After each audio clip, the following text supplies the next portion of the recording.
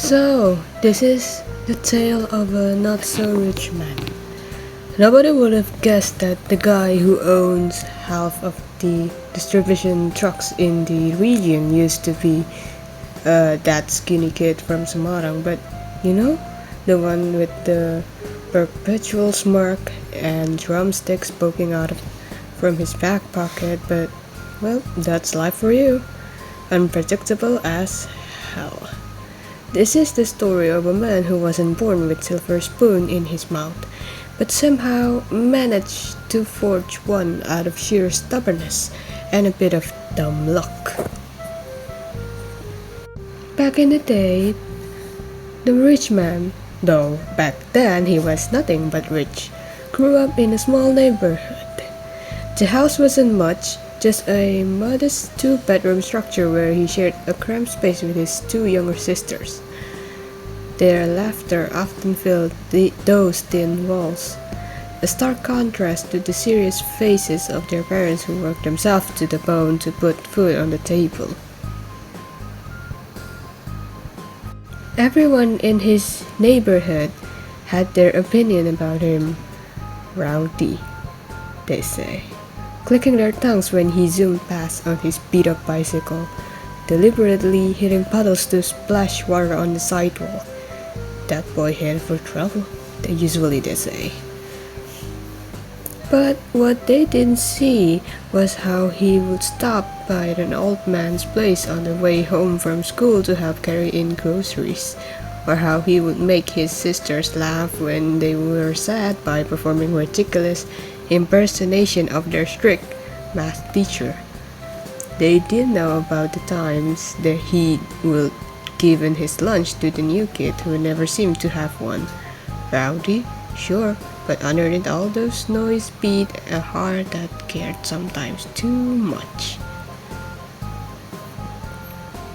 His parents weren't exactly the warm and fuzzy type. They came from the old school of parenting, in which provide your kids, teach them right from wrong, and occasionally instill the fear of God when necessary. Hugs were rare and I love you was something safe for birthdays and aid. But in their own way, they loved fiercely. Despite all evidence pointing to the contrary, the boy wasn't just about rebellion and drum solos. He had a brain in that hard head of his, a pretty good one actually. When he applied himself, which admittedly wasn't as often as his teachers would have liked, he could pull grades that made even his perpetually unimpressed father nod in reluctant approval. He hadn't had the thought of engineering before. Engineers built bridges and designed buildings. Serious people with serious mind, not rowdy drummers who spent weekend playing in garage and dreaming of rock stardom. But the seed was planted. To everyone's surprise, including his own, he discovered he had a knack for physics and advanced math. The same mind that could instinctively feel complex rhythms could also visualize force, vectors, and structural supports. His father nearly fell out of his chair when he announced he was applying to the State University CPhil engineering program. His father would say, "An engineer?" his father had asked, squinting at his son as if seeing him for the first time. "You're serious about this?"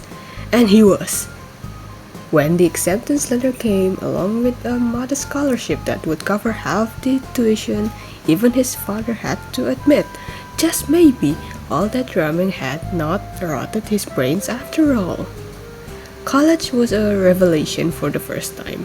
He was surrounded by people who were genuinely passionate about learning. His civil engineering courses challenged him in ways that high school never had, pushing him to think critically and creatively. For a while, it seemed like he might actually pull off the impossible, to excel in a demanding academic program while pursuing his passion for music. His grades were solid, not spectacular, but respectable enough to keep his scholarship. The band was building a following that extended beyond campus to the wider city scene. But by junior year, the demands of his civil engineering program intensified. Design project took up weekends, field studies required early mornings, advanced structural analysis demanded focus. He couldn't maintain on of sleep 4 hours of sleep after late night gigs. Something had to give. The breaking point came when he bumped a midterm in soil mechanics after staying up until 12 a.m. playing a gig at a club at a cafe downtown. His professor, a mentor who would taken a special interest in his progress, called him into her office. You've got a... It was a wake-up call he couldn't ignore. With only 3 semesters left before graduation, he made the difficult decision to step back from the band. Not quite entirely, since music was too much part of who he was for that, but to prioritize his education in a way he would never done before. His bandmates were disappointed but understood, and continued on their respective paths. But they still welcomed him to join for occasional shows when his schedule allowed. The focus paid off. His final 3 semesters were his strongest academically. His senior design project, a sustainable water management system for rural communities, won departmental recognitions. By graduation, he had job offers from 3 different engineering firms. The first real job came just 3 months after graduation, while his civil engineering degree should have landed him a position designing infrastructure or overseeing construction projects. The job market had tightened considerably that year. After dozens of applications and a handful of interviews that went nowhere, he swallowed his pride and took what was available.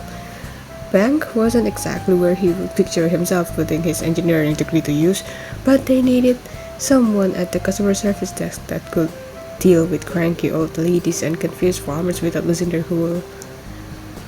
Who better than the kid who would been arguing his way through life since he could talk?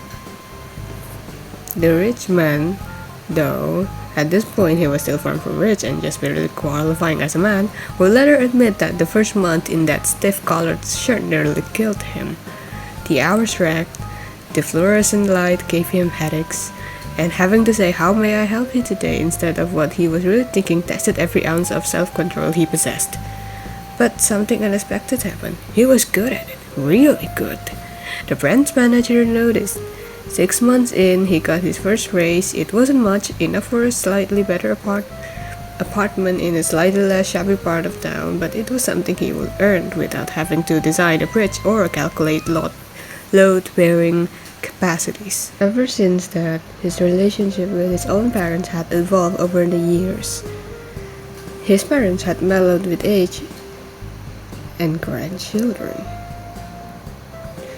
The rich man, for he was now undeniably rich, not just in money but in all the ways that truly mattered.